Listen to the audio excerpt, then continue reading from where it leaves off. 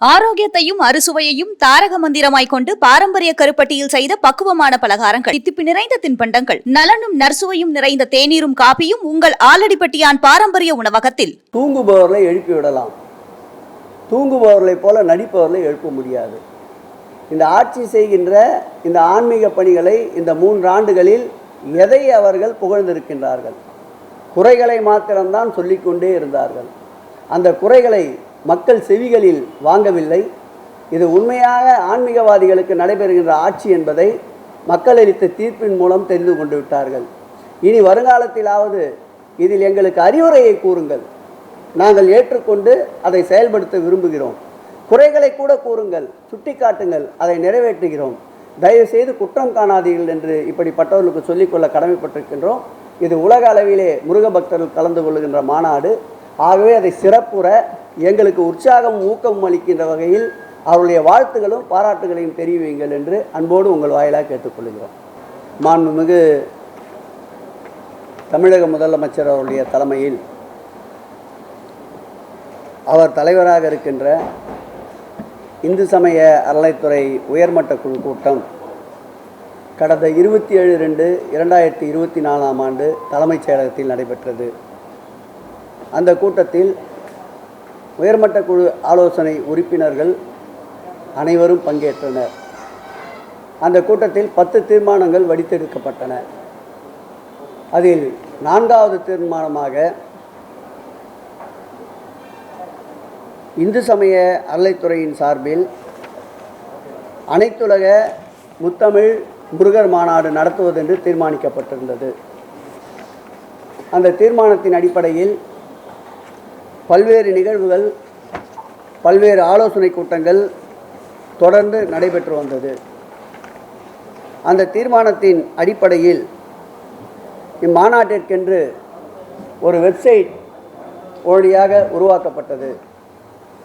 அந்த வெப்சைட்டை கடந்த 28ஆம் தேதி அன்று நம்முடைய அருமை ஐயா சுகிசிவம் அவர்கள் வெளியிட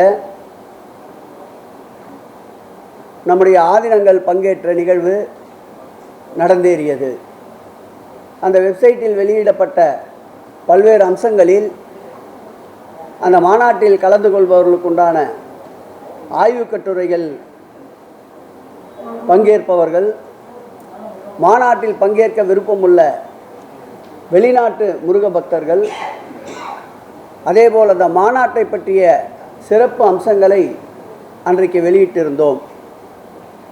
பல்வேறு தொடர்ச்சியான நடவடிக்கைகளை ஒருங்கிணைக்கின்ற வகையில் இன்றைக்கு துறையினுடைய செயலாளர் மணிவாசகம் அவர்களும், நம்முடைய துறையினுடைய சிறப்பு அதிகாரி குமரகுருபன் அவர்களும், துறையினுடைய ஆணையாளர் நம்முடைய முரளிதரன் அவர்களும், நம்முடைய போற்றுதலுக்குரிய அருமையா சுகிசிவம் அவர்களும், நம்முடைய ஆதீனங்கள் அன்பிற்கினிய குன்றக்குடி அவர்களும், மயிலம் அவர்களும், ரத்னகிரி சுவாமி அவர்களும் பங்கேற்ற ஆய்வுக் கூட்டம் இன்றைக்கு நடைபெற்றது. இந்த முருகர் பக்தர்கள் தொடர்பான மாநாட்டில் 2000க்கும் மேற்பட்டவர்கள் கலந்து கொள்ளுகின்ற அளவிற்கு வடிவமைக்கப்பட்டிருக்கின்றது. நாள் முழுவதும் வருகின்ற பக்தர்களுக்கு உணவு ஏற்பாடு செய்யப்பட்டிருக்கின்றது. வெளிநாட்டிலிருந்து 200க்கும் அதிகமான ஆங்காங்கு திருக்கோயிலை நிர்வகித்து கொண்டிருப்பவர்கள் வரவைப்பதற்குண்டான ஏற்பாடுகளை செய்து கொண்டிருக்கின்றோம்.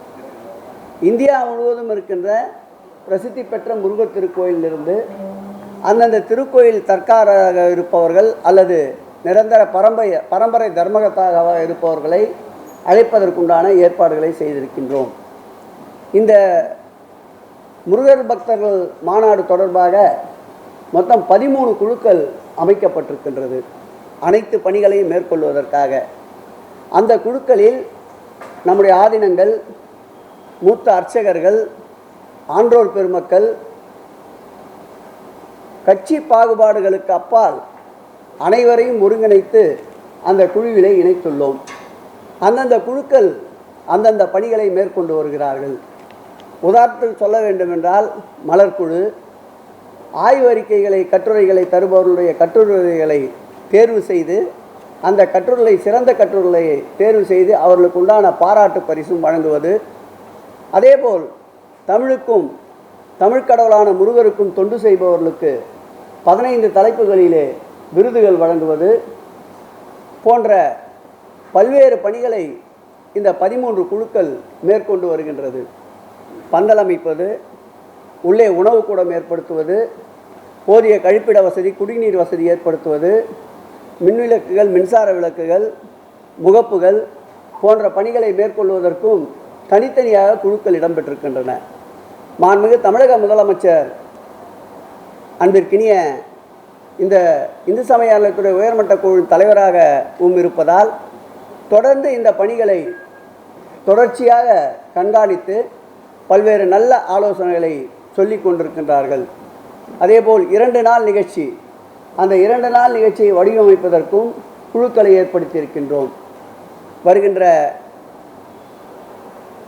ஆகஸ்ட் மாதம் 24, 25 தேதிகளில் இந்த முருகர் பக்தர்கள் மாநாடு வெகு விமர்சையாகவும் சிறப்பாகவும் அரசியல் கலப்படம் துளியும் இல்லாமலும் முருகனுக்கு புகழ் சேர்க்கின்ற ஒரு நிகழ்வை மேற்கொள்ள இருக்கின்றோம்.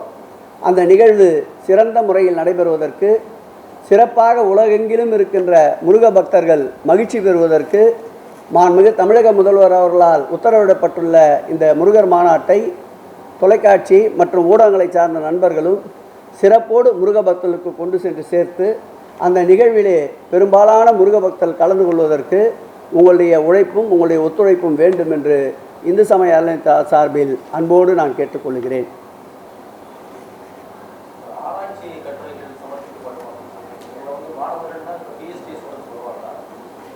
இதில் ஆராய்ச்சி கட்டுரை பொறுத்தளவில் விருப்பம் இருக்கின்றவர்களை இந்த ஆராய்ச்சி கட்டுரை இடம்பெறலாம் என்று நாங்கள் வெப்சைட்டிலே போட்டிருக்கின்றோம். அந்த ஆராய்ச்சி கட்டுரை இடம்பெறுபவர்களுக்கு 10 தலைப்புகள் ஏற்கனவே வழங்கப்பட்டிருக்கின்றது. ஆராய்ச்சி கட்டுரைகளை அந்த இடத்திலே எழுதி ஒப்புவிப்பதற்கும் அரங்கு ஏற்பாடு செய்யப்பட்டிருக்கின்றது. பழனியிலேயே ஒரு 2 சிறந்த அரங்குகள் ஏற்பாடு செய்யப்பட இருக்கின்றது. அதோடு மட்டுமல்லாமல் தமிழகத்திலே இருக்கின்ற அனைத்து பல்கலைக்கழகங்களுக்கும் இப்படி ஒரு நிகழ்வு இருக்கின்றது என்பதை இந்த தேர்தல் நன்னடத்தை விதிமுறைகள் இருந்ததால் 6ஆம் தேதி வரையில் தெரியப்படுத்த முடியாமல் இருந்தது. நம்முடைய செயலாளர் அவர்களும் மற்ற அதிகாரிகளும் இன்றைக்கு அது குறித்தும் ஆலோசித்து அனைத்து பல்கலைக்கழகங்களுக்கும் இப்படி ஒரு நிகழ்வு நடைபெற இருக்கின்றது. இதில் உங்களுடைய ஆலோசனைகள், இது போன்ற ஆராய்ச்சி கட்டுரைகள் பங்கேற்பது குறித்தும் உங்களுடைய விருப்பத்தை தெரிவிக்க சொல்லி முறையாக அரசு வழியாக அவர்களுக்கு தகவல் தெரிவிக்கப்பட்டிருக்கின்றது. அந்த ஆராய்ச்சி கட்டுரை தேர்வு செய்வதற்கு கூட தகுதி வாய்ந்த ஆதீனங்கள், நம்முடைய ஐயா சுகிசிவம் போன்ற மிகப்பெரிய சொற்பொழிவாளர்கள், ஆன்மீகவாதிகளை அதற்கென்று ஒரு தனியாக குழுவை அமைத்திருக்கின்றோம்.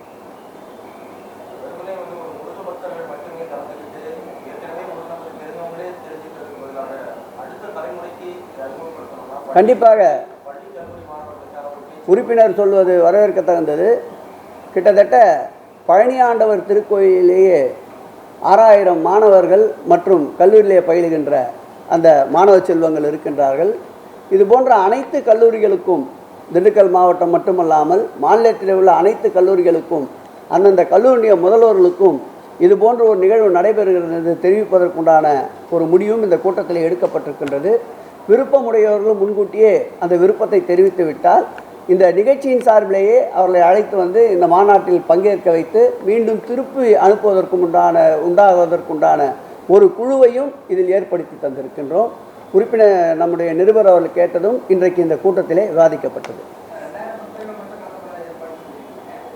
இல்லை, அந்த அரங்கத்தை பொறுத்தளவில் 2500 பேர் அமருகின்ற அளவுக்கு ஒரு பிரம்மாண்ட அரங்கத்தை அமைக்கி இருக்கின்றோம். அதன் தொடர்ச்சியாக இங்கே நடக்கின்ற நிகழ்ச்சிகளை அப்படியே ஒளிபரப்பு பதிவு செய்கின்ற வரையில் அதை ஒட்டி ஒரு 1500லிருந்து 1800 பேர் அமர்கின்ற அளவிற்கு ஒரு அரங்கத்தை ஏற்பாடு செய்திருக்கின்றோம். இது கல்லூரி வளாகத்தில் இருக்கின்றது. வளாகத்தை சுற்றி அங்கங்கு LED திரைகள் ஒரு 15 இடத்தில் அமைப்பதற்குண்டான முடிவுகளை மேற்கொண்டிருக்கின்றோம்.